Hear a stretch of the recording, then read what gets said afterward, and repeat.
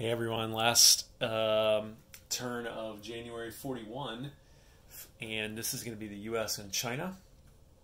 China has no money. U.S. has a ton of money. They're going to buy 3 tech rolls, move their fleet carrier one forward, start an Iowa-class battleship, move their normal battleship one forward, and start a battle cruiser. They're also going to give $8 to Great Britain. They're going to buy a medium tank for France and a mountain infantry for China. So let's go ahead and do the tech rolls, and then believe it or not, China is going to have a combat move. So for tech rolls for the U.S., we are going to do jet aircraft, 8 or higher, misses, long-range aircraft, 7 or higher, got it. So long range goes from here to here. And then last but not least, we're going to try to start wartime economy. Also 7 or higher. Got that one too. And thanks to those who pointed out how badly I screwed up my tech rolls in a recent turn, I think I got all that cleaned up as the US. For China, we're going to have a combat move. We might as well try it. This guy's going to move in here and try to get lucky and take out one of those 2 units. So he needs to roll a 1 in order to do that. So let's see if we can get lucky as China. Nope. The Japanese mech shoots back at 4 or less, and he hits. And I can't remember what I rolled for China. He might have had to retreat anyway, but it doesn't matter because he's toast. So you might as well have tried that, right? Non-combat moves. The Chinese aren't going to have any. The U.S. are going to have some. The U.S. is going to try to get ready as best it can for war. So, actually, let me come up here and do this. Like this. So first of all, this plane is going to fly and land on this carrier. Like that. And then this destroyer, I'm trying to think, the Japanese get +1 with a surprise strike, and they are right. Let's see if I can actually, yeah, that would be better. So they could move +1, so they're here. So they could go 1, 2, 3, and 4 from the naval base, and then 1 for a surprise strike. So where the Japanese Navy is now, they cannot hit the Hawaiian Islands. Let me see. 1, 2, 3, 4, 5. Don't think they can get there. 1, 2, 3, 4, 5. They can get here and here, but they cannot get to the Hawaiian Islands. So why not move everything up to the Hawaiian Islands if you're the U.S.? That gets you one step closer to starting to hit stuff. And so let's do that. If somebody sees a huge mistake here, let me know. And this will be to Japan's benefit for sure. So I think we'll now need a U.S. fleet card. So let me grab one of those. United States, there we go. So all the U.S. stuff will now be here, and we're going to consolidate everything into the Hawaiian Islands.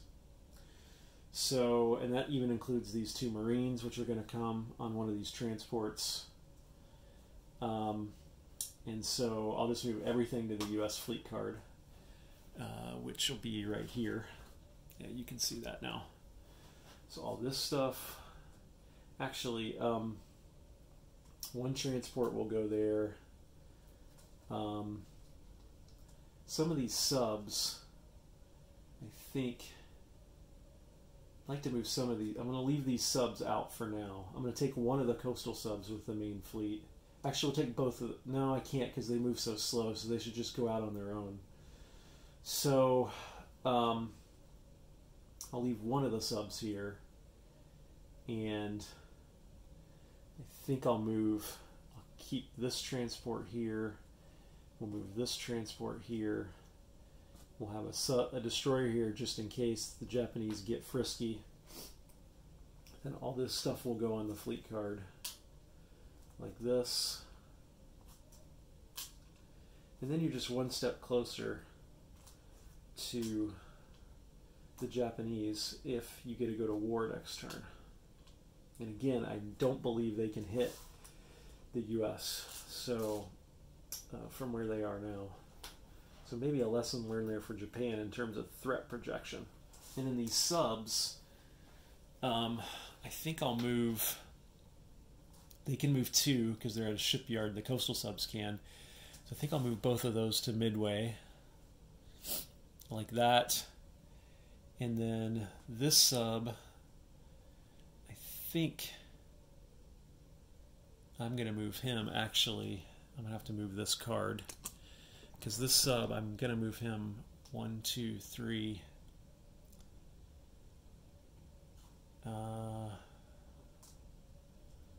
Can I move him? I know I can reinforce the Pacific Islands. Let me check some. You know what? The entire Pacific fleet can only go as far as Hawaii. So I'm going to move all these back to the card right there.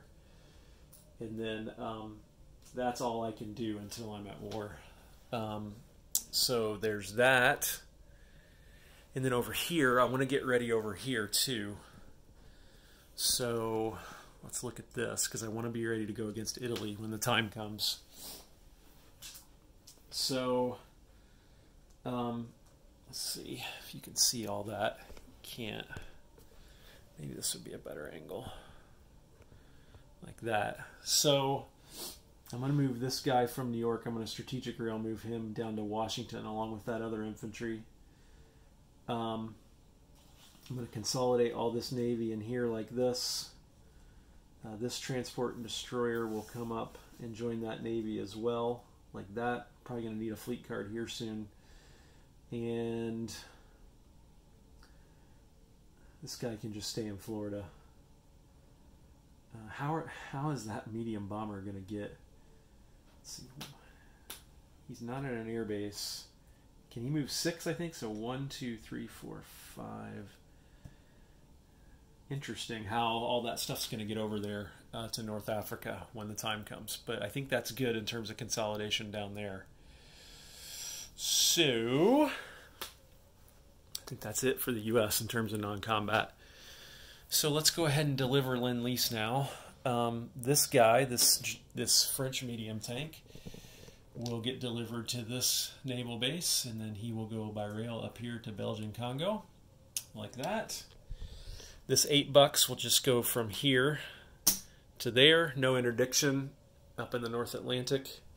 Then this mountain infantry will just be delivered as a chip underneath the 2 mountain infantry that are already there. I thought about an anti-aircraft, but I thought mountain infantry would be just as good.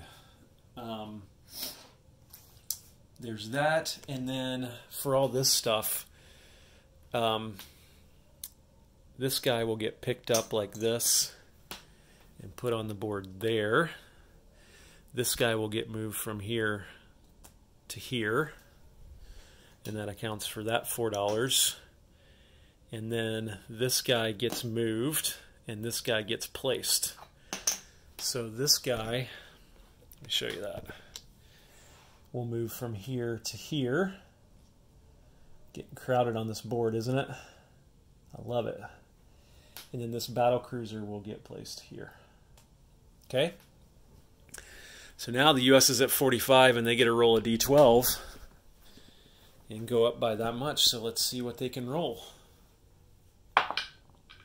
Oh man, awesome. 10. So they will go from 45 to 55. And you have to wonder, I mean, if you're Japan or Germany or Italy or anybody else now, you might as well just go after. If you're Japan, you might as well just declare war now. Or do you? The U.S. has got $50 or $55. They can only go up. They only have to roll a 7 to get it naturally. In other words, just by their own D12s. So there's 50, 20, 40, 55. And China, by the way, gets $2, and they might get a bonus. Yep, the Burma Road's open, so China actually gets $3 that they can now spend. But if you're Japan, how do you react to that? If the U.S. rolls a 7 next turn, they're gonna be able to go to war anyway. If you attack Netherlands next turn, they get to roll 2d12, and they'll get to go to war. So do you risk it? Do you try to keep them out for one more turn by not attacking Netherlands or FEC? Or do you just go ahead and hit it and get a head start? It's an interesting choice. Although, now with the U.S. in the Hawaiian Islands, their non-capital ships are 1, 2, 3, 4 away, 4 sea zones away from mainland Japan. So that would be 1, 2, 3, 4.